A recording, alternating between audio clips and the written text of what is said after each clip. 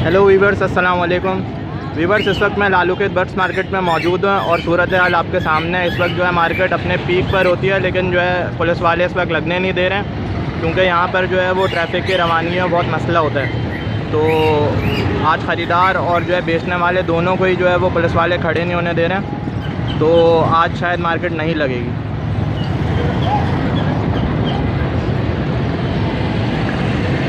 तो दोस्तों, जैसा कि आपको दिख रहा है कि ये ब्रिज के नीचे है ना, लोगों ने जमा होकर ख़रीदो फरोख्त की कोशिश करी, लेकिन जो है यहाँ पर भी पुलिस वालों ने आकर भगा दिया।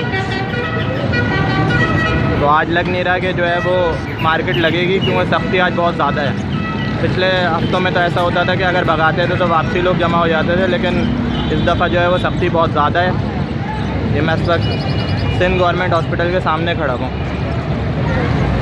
यहाँ भी जो है वो पुलिस की मोबाइल खड़ी हुई है, जो कि बिल्कुल भी नहीं लगने दे रही है, बहुत सख्ती की हुई है।